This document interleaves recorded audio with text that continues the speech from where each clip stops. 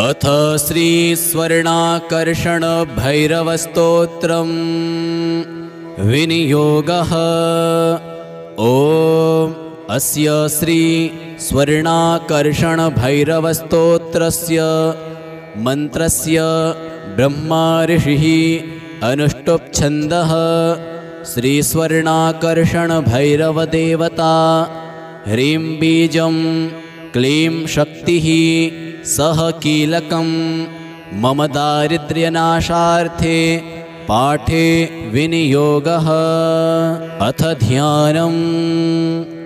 पारिजातद्रुमान्तरे स्थिते माणिक्यमण्डपे सिंहासनगतं वन्दे भैरवं स्वर्णदायकम्। गाङ्गेयपात्रं डमरुं त्रिशूलं वरं करैः सन्दधतं त्रिनेत्रं देव्यायुतं तप्तसुवर्णवर्णं स्वर्णाकृशं भैरवमाश्रयामि। अथ मन्त्रः। ॐ ऐं ह्रीं श्रीं आपदुद्धारणाय ह्रां ह्रीं ह्रूं अजामलवद्धाय लोकेश्वराय स्वर्णाकर्षण भैरवाय मम दारिद्र्यविद्वेषणाय महाभैरवाय नमः। श्रीं ह्रीं ऐं। अथ स्तोत्रम्। नमस्ते भैरवेशाय ब्रह्मविष्णुशिवात्मने नमस्त्रैलोक्यवन्द्याय वरदाय वरात्मने रत्नसिंहासनस्थाय दिव्याभरणशोभिने दिव्यमाल्यविभूषाय नमस्ते दिव्यमूर्तये। नमस्ते नेकहस्ताय अनेकशिरसे नमः। नमस्ते नेकनेत्राय अनेकविभवे नमः। नमस्ते नेककण्ठाय अनेकांसायते नमः। नमस्ते नेकपार्श्वाय नमस्ते दिव्यतेजसे। अनेकायुधयुक्ताय अनेकसुरसेविने अनेकगुणयुक्ताय महादेवाय ते नमः। नमो दारिद्र्यकालाय महासम्पत्प्रदायिने श्रीभैरवी सयुक्ताय त्रिलोकेशाय ते नमः। दिगंबर नमस्तुभ्यं दिव्यांगाय नमो नमः। नमोस्तु ते दैत्यकालाय पापकालाय ते नमः।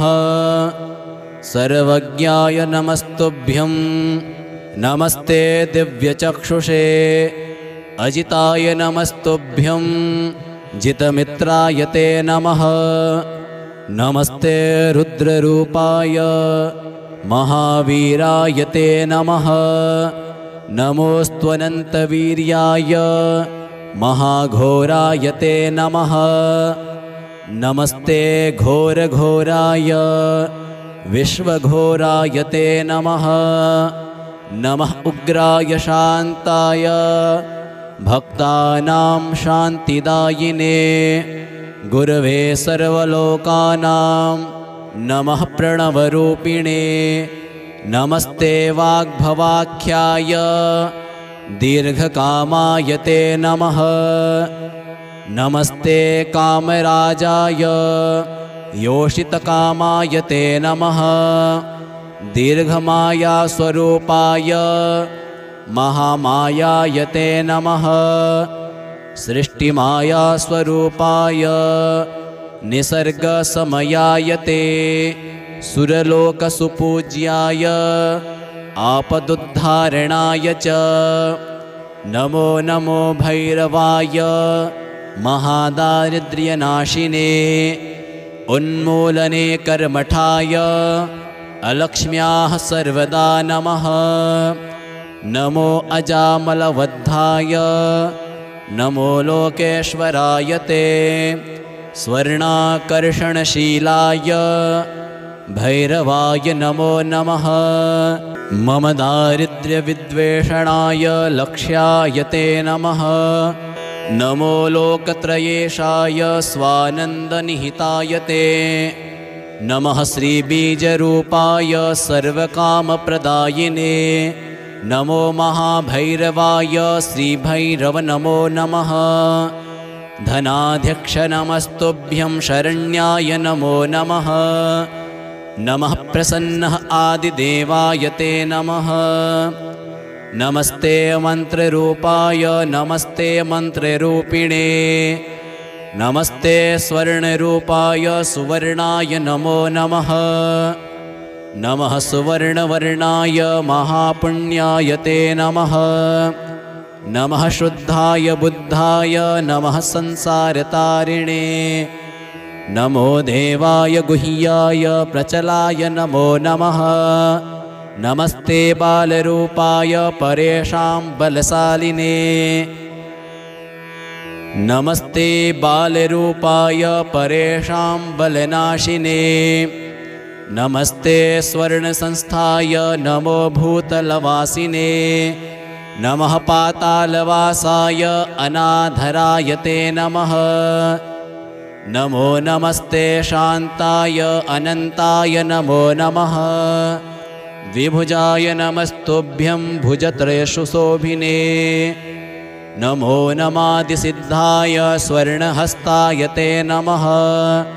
पूर्णचन्द्रप्रतीकाश वदनाम्भोजशोभिने नमस्तेऽस्तु स्वरूपाय स्वर्णालङ्कारशोभिने नमः। स्वर्णाकर्षणाय स्वर्णाभाय नमो नमः।